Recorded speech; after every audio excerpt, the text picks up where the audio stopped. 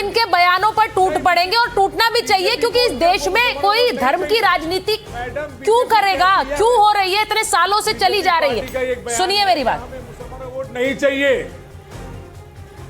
मैं एक बात जवाब दे दी मैडम, बोलते नहीं बोलते हैं बताइए क्या बोलते हैं। कब्रिस्तान शमशान किसने बोला मैडम? कब्रिस्तान भाई शमशान किसने प्रेम बोला? शुक्ला जी, आपको सिर्फ हिंदुओं का वोट चाहिए, आप अघोषित एच पार्टी किसने बोला कुत्ते का पिल्ला? आप बोल लेते नहीं है, लेकिन आप अघोषित एच पार्टी हैं, वो ये कह रहे हैं। मुसलमानों को टिकट नहीं सुन लीजिए ना, मैं पूछ रही हूँ, आप ही का सवाल पूछ रही हूँ। प्रेम जी, भारतीय जनता पार्टी सबका साथ, सबका विकास, सबका प्रयास, सबका जो है विकास करने की बात करती है। हम सबका विश्वास की बात करते हैं।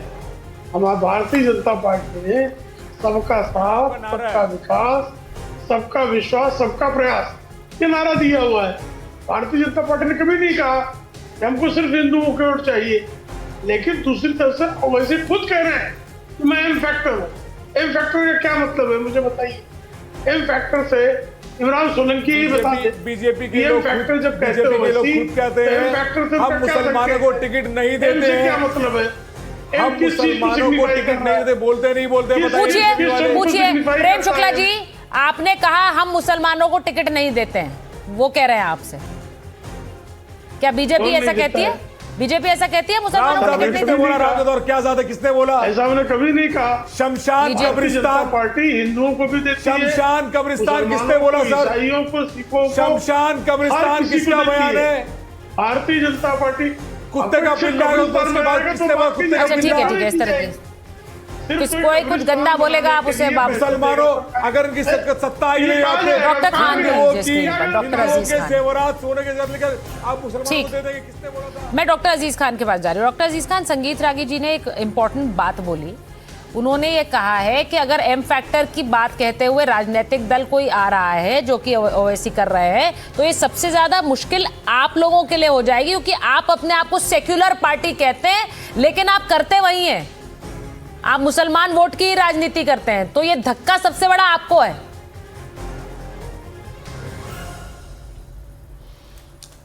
देखिए, सबसे पहली बात सुचरिता जी ये समझ लें आप कि ये जो लोग बयान दे रहे हैं, हाँ, ये कौन लोग हैं जो बंगाल में जा करके हुमायूं कबीर से, जिन्होंने एक नई बाबरी मस्जिद बनाने का ऐलान किया और बना भी रहे हैं, शायद जो भी हालात है, मैं कह रहा हूँ ये कौन लोग हैं जिनसे समझौता करने गए हैं।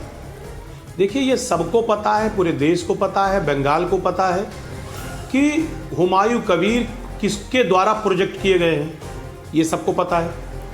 और जो माहौल उन्होंने बंगाल में पैदा किया है, ये भी बंगाली भी जानते हैं और देश भी जानता है कि आखिर उसका मकसद क्या है। पोलराइजेशन। भाई पीसीआर प्लीज आवाज इको कर रही, ठीक कर दें। पोलराइजेशन। तो अब ऐसी स्थिति में आप खुद समझिए कि अगर ओवैसी साहब ये समझते हैं, बहुत अपने आप को समझदार और होशियार समझते हो कि जनता नहीं समझती है, एक बात आप समझिए, सबको पता है कि बीजेपी में पहले हुमायूं कबीर थे और उसके बाद वहां से आने के बाद वो टीएमसी में आए। किसके इशारे पे वो काम कर रहे हैं और जाकर के ओवैसी साहब उससे गठबंधन कर रहे हैं। तो मैं बताना सिर्फ ये चाह रहा हूं कि मेरा इशारा क्या है कि देखिए, वो कितना भी बीजेपी प्रयास कर ले, बी टीम बना ले, सी टीम बना ले, डी टीम बना ले, मैं बताऊं, इस देश का नौजवान, इस देश का किसान, इस देश का आम जनता, वो अब इनके बहकावे में, इनके छल में, इनके धोखे में नहीं आएगी। कोई भी धर्म का आदमी, हम सिर्फ मुसलमान की बात नहीं करते हैं, समाजवादी पार्टी तो सर्वधर्म समभाव और सर्व समाज की बात करती है और हम सर्व समाज की बात करते हैं। तो समाजवादी पार्टी जो ऐसी विचारधारा रखती है कि जो सबको साथ लेकर चलने की बात करती हो, ऐसी स्थिति में जहां पर कोई कह रहा हम हिंदू हैं, कोई कह रहा हम मुसलमान हैं, कोई कह रहा एम फैक्टर, कोई कह रहा एच फैक्टर, फैक्टर नहीं चलेगा। सबसे बड़ा फैक्टर है देश। आपका कौन सा फैक्टर है? आपका तो एमआई वाला था ना। प्रदेश का विकास होना चाहिए, आपका तो एमआई वाला है कि नहीं है जी? या आप अब आगे बढ़ना चाह रहे हैं? एमआई फैक्टर आपके लिए भी तो एमआई फैक्टर कहा गया। सुनिए ना मेरी बात, अरे सुनिए ना, है, मैं कह रहा हूं ना, है हमारा फैक्टर है माई और बीजेपी का फैक्टर है आई। मेरी बात सुनिए, हाँ, हम माई का मतलब सबको लेकर चलते हैं और आई माने मैं नहीं है, हम हैं, हम लेकर चलते हैं। मेरी बात सुन लीजिए, मेरी बात, वो माई का वो मतलब होता है, एक बात को समझिए मेरी बात। दूसरी बात मैं आपको और बताना चाहता हूं कि कितना भी, चाहे वो बंगाल हो, यूपी, अब आपने यूपी का जिक्र किया, यही ओवैसी साहब हैं, अभी 2022 में जो चुनाव हुआ 0.5% वोट नहीं मिला। यहां की जनता से क्या उम्मीद लगाएंगे? जनता जानती है बिहार में आप निकले हैं बिहार में पोलराइज करने के लिए। अच्छा एक मिनट, सोलंकी जी और गलतियां हुई, संजय जी को भी लीजिए जरा स्क्रीन। बिहार में कुछ गलतियां आप ये कह रहे हैं, नहीं बिहार में सर डिसमिस, अब बिहार में कुछ गलतियां हो गई। देखिए सर, ग्राफ ऐसे ही बढ़ता है, और अगर आप लोग इस बात को इग्नोर कर रहे हैं कि ओवैसी फैक्टर कुछ नहीं है विपक्ष के लिए, तो मुझे लगता है ये खतरा हो सकता है आपके लिए, क्योंकि वो जिस तरह से इनरोड्स कर रहे हैं, बिहार ने एक प्रत्यक्ष उदाहरण दे दिया। संगीत रागी जी कुछ कह रहे हैं, प्रोफेसर रागी। सुचरिता बिहार ही नहीं, महाराष्ट्र के चुनाव को आप देख लीजिए। यस, महाराष्ट्र में उनको लगा कि नहीं, कांग्रेस से अब अलग होकर के हमको मुस्लिम राजनीति को मजबूत करना है, तो वो ऐसी के साथ खड़े हो गए। आज वो समाजवादी पार्टी के साथ इसलिए खड़े हैं क्योंकि उनको लगता है समाजवादी पार्टी अकेले है तो बीजेपी को हरा सकती है। कल जाकर के उनको लगता है कि मुस्लिमों की राजनीति अलग होकर के भी भारतीय जनता पार्टी को पराजित कर दे, तो वो उनके साथ खड़े होंगे, वो लात मार करके आपको चले जाएंगे, जैसे सीपीएम को लात मार करके वो तृणमूल के साथ खड़े हो गए। एक बात और, अंतिम बात कह देता हूं, बंगाल का चुनाव भारतीय सभ्यता और संस्कृति को बचाने का है। ममता बनर्जी और मुस्लिम लीग में कोई अंतर नहीं है मानसिकता में। अब मुस्लिम लीग से बड़ी मुस्लिम लीग जो है ओवैसी की पार्टी खड़ी हो गई है, तो बंगाल के मुसलमान ओवैसी के साथ जाएंगे या ममता के साथ अभी भी चिपके रहेंगे, ये देखना दिलचस्प होगा। लेकिन बंगाल की लड़ाई हिंदू बनाम मुसलमान ही है। मैं बहुत गंभीरता से इस बात को कह रहा हूं। भारतीय जनता पार्टी बेशक बोलता रहे, लेकिन उसे मुसलमानों का विश्वास प्राप्त नहीं है, क्योंकि 70 साल में मुसलमानों को यही बताया गया है कि ये भारतीय चुनाव में मुंह की खाते हैं, पार्टियां इसके खिलाफ है। ममता बनर्जी 27% मान करके चलती हैं कि वो मेरा फिक्स मुसलमानों का वोट है, हमको 10 ही और 20% मुसलमान हिंदुओं का तो वोट काटना है। भद्र लोग को काट लेंगे, संभ्रांत लोग को काट लेंगे, ब्राह्मण के नाम पर काट लेंगे, लेकिन हानि किसको बंगाल में हो रही है? नहीं, ये बहुत बड़ी बात आप संगीत रागी जी कह रहे हैं। मैं एक बार संजय जी जो प्रोफेसर रागी ने कहा है वो कह रहे हैं बंगाल में it's a direct fight, Hindu versus मुसलमान की लड़ाई है। वहां पर मुसलमान को वो उसे वोट देगा जो उन्हें लगेगा उनके लिए काम करेगा, हिंदू उसे वोट देगा जो उनके लिए काम करेगा, और ये सब आपके राज में हो रहा है। संबित रागी जी को मानसिक रूप से दिव्यांग हो गए हैं, इनका मानसिक मोतियाबिंद भी हो गया है। ये पढ़ाते पॉलिटिकल साइंस है और सोशल साइंस की ऐसी तहजीब करना चाहते हैं। बंगाल की जनता आपको जानती है, आपके बहकावे में और भाजपा के बहकावे में आने वाली नहीं है। और 2011 में जब बंगाल की सत्ता में जननेत्री दीदी ममता बनर्जी काबिज हुई, मुस्लिम किसी एक समुदाय के कारण नहीं हुई, वो हुई सीपीएम और बाप के अहंकार के कारण, बंगाल के किसानों के कारण, बंगाल के अवाम के कारण, बंगाल के सर्व समाज के लोगों के कारण, और उसी की सेवा करते हुए हम आगे बढ़े हैं। और उसी को प्रोफेसर आगे अभी झेप गए ना, कंप्लीट करने दीजिए। इतनी देर से ज्ञान दे रहे थे और अभी हमने बोलना शुरू किया तो संबित रागी जी को मुंह से क्या क्या करने लग गए। इनको बंगाल की जमीनी हकीकत का पता नहीं है, बंगाल की मिट्टी की तासीर से लोग परिचित नहीं है, इसलिए बहकावे में आकर उलझुल बकते हैं। बंगाल में सर्व समाज का शासन है और यहाँ कोई हिंदू मुसलमान वाली चीज नहीं है। इसी करते करते भारतीय जनता पार्टी की सीटें लोकसभा में 18 से 12 पर आ गई है 2024 में। देखिए संजय जी देखिए, ये जो चर्चा है, मैं आपको एक राजनीतिक चर्चा बताती हूँ, और यहाँ पे प्रेम शुक्ला जी बैठे हुए हैं, वो भी बताएंगे, आप भी बताइए। भाई ममता बनर्जी, आप कह रहे हैं मुसलमानों की राजनीति नहीं करती हैं, लेकिन ममता बनर्जी जिन पर ये पहले आरोप लगता रहा कि दुर्गा विसर्जन में उन्होंने किस तरह से वो विसर्जन नहीं होने दिया, उन्होंने पहले कभी मंदिर बनाने की बात नहीं की, आज वो रमजान और नवरात्र दोनों की बातें करती हैं, वो सर्वधर्म समभाव की बातें कर रही है। उन्हें लग रहा है कि उनका मुस्लिम वोट छिटक रहा है, तो वो दूसरी तरफ भी उसी तरह से रुझान दिखाने की कोशिश करती है। राजनीतिक विमर्श है, गलत है संजय जी? ये राजनीतिक विमर्श नहीं है, ये एक नैरेटिव सेट करने का प्रयास किया जा रहा है। सर उसी को कहते हैं पश्चिम नैरेटिव बंगाल में कभी ऐसी अवस्था नहीं रही कि कोई दुर्गा पूजा के लिए किसी को कोई दिक्कत आ गई।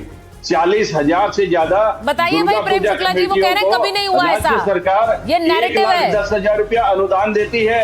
हाँ। भारतीय जनता पार्टी कभी सोच नहीं सकती। नहीं तो हर वर्ग मंदिर के बनाने लोगों की को, बातें समाज ममता के बनर्जी जो अब मुख्यधारा के करती हैं लोगों ने- पहले करती थी क्या? पहले कितने मंदिर बनाने के लिए उन्होंने बात कही?